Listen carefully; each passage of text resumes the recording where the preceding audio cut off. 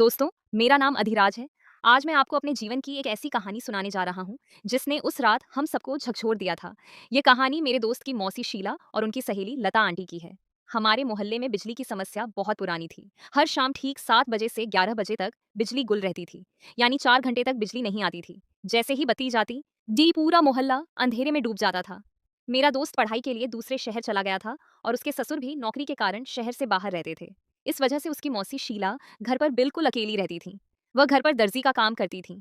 उनकी तन्हाई दूर करने और रात के अंधेरे में उनका सहारा बनने के लिए उनकी बचपन की सहेली लता आंटी अक्सर रात को उनके घर सोने आती थीं। बिजली गुल होने की वजह से हमारे मोहल्ले में चोरी की घटनाएं भी बहुत बढ़ गई थीं। अंधेरे का फायदा उठाकर चोर अक्सर सोते हुए घरों को निशाना बनाते थे। मैं उनका पड़ोसी था और उन दिनों मेरे घर में टीवी चल रहा होता था, इसलिए मैं अपना ज्यादातर समय शीला आंटी के घर पर ही बिताता था। आंटी मुझे अपने बेटे की तरह मानती थी, वो इसीलिए उन्होंने मुझसे कभी कुछ नहीं कहा। कई बार तो मैं उनके साथ दोपहर का खाना भी खाता था। एक दिन मैं शीला आंटी और उनकी सहेली लता आंटी के साथ दोपहर का खाना खा रहा था और टीवी देख रहा था। घर हंसी चक्का था। तभी खबरों में हमारे शहर में हो रही चोरियों की बात आने लगी। यह सुनकर लता आंटी का चेहरा चिंता से भर गया।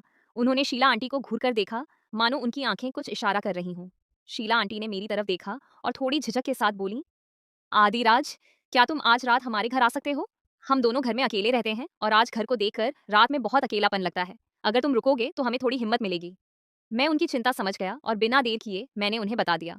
मैंने कहा, बिल्कुल आंटी, चिंता मत कीजिए, मैं रात के खाने के बाद 9 बजे आ जाऊंगी। उन्होंने भौहें चढ़ाते हुए कहा, रात के खाने के बाद क्यों आओगे? हमारे साथ खाना खा लीजिए। ठीक है, मैंने मुस्कुराते हुए कहा, ठीक है। वैसे उनकी दुकान 8 बजे बंद हो जाती थी।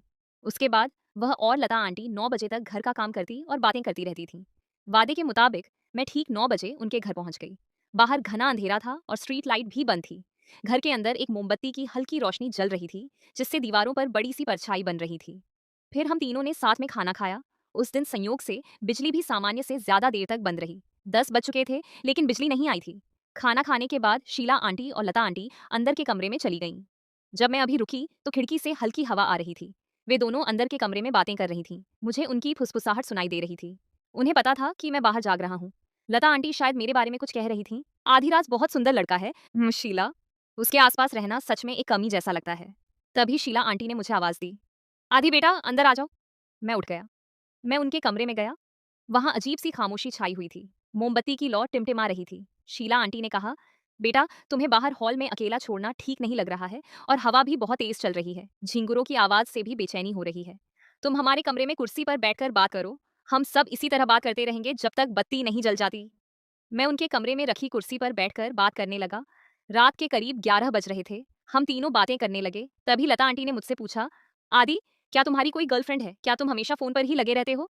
मैंने थोड़ा शर्माते हुए जवाब दिया, नहीं आंटी, मेरी कोई गर्लफ्रेंड नहीं है, लेकिन कॉलेज में मेरे कुछ अच्छे दोस्त जरूर हैं। हम सेक्स और नोट्स वगैरह के बारे में बातें करते हैं। लता आंटी ने मुस्कुराते हुए पूछा, अच्छा, क्या हम सिर्फ पढ़ाई की बातें करते हैं या कुछ और भी? शीला आंटी भी मुस्कुराने लगी। मैंने बात को संभालते हुए कहा, नहीं आंटी, सिर्फ पढ़ाई और करियर की बातें। खैर, अब इन सब बातों का समय हो गया है। बातचीत चल ही रही थी कि अचानक छत से कुछ खड़खड़ाने की आवाज आई। हम तीनों एकदम से छिप गए। लता आंटी का चेहरा पीला पड़ गया। ये कैसी आवाज थी? शीला आंटी ने मेरा हाथ पकड़ लिया। उनके हाथ ठंडे थे और वह कुछ पढ़ रही थीं। ऐसा लग रहा था जैसे छत पर कोई है, उस गंध से। मैंने उन्हें चुप रहने का इशारा किया। तुम दोनों यहीं रुको और अंदर से दरवाजा बंद कर लो, मैं जाकर देखती हूँ। मैंने हिम्मत जुटाकर कहा, नहीं, मैं खतरे में पड़ सकती हूँ। शीला आंटी ने मुझे रोकने की कोशिश की। मैंने कहा, इस बीच मैं सीढ़ियों पर जाकर देखती हूँ। मेरे पास टॉर्च है। मैं भारी बैग लेकर सीट से उठी और हॉल से होते हुए सीढ़ियों की ओर चल पड़ी। मैंने कोने में रखी एक भारी छड़ी उठा ली। मेरा दिल तेजी से धड़क रहा था, लेकिन मुझे उन दोनों को चकमा देना ही था। सीढ़ियां चढ़ते हुए मुझे फिर से किसी के चलने की आवाज सुनाई दी। कोई अंधेरे का फायदा उठाकर नीचे उतरने की कोशिश कर रहा था। मैंने अचानक अपनी टॉर्च जलाई और ऊपर की ओर रोशनी डाली। कौन है वहां? मैंने पूरी ताकत से चिल्लाकर छड़ी को रेलिंग पर जोर से मारा। रोशनी जल उठी और उन दोनों को ढक लिया। वह सीढ़ियों पर डरी हुई खड़ी थी। वे शायद चोर थे जो घर खाली समझकर आए थे, लेकिन जब उन्होंने एक आदमी की तेज आवाज सुनी तो वे होश खो बैठी।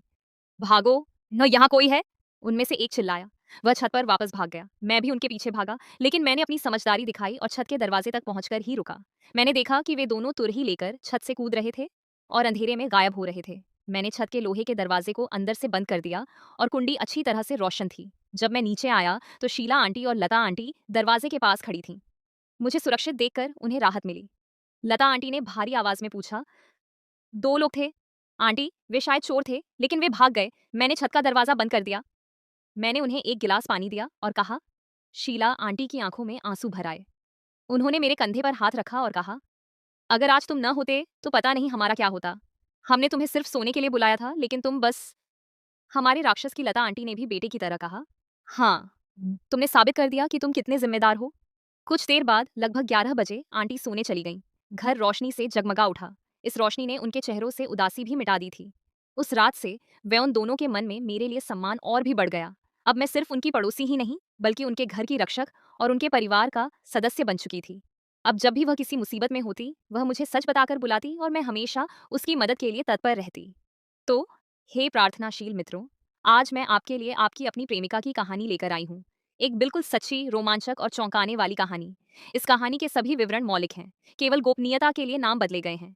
यह उन दिनों की कहानी है जब मैं अपने गांव से दूर एक बड़े शहर के एक प्रसिद्ध कोचिंग संस्थान में नीट की तैयारी के लिए पढ़ने आई थी। मैंने इंटर परीक्षा में 93.5% अंक प्राप्त किए थे।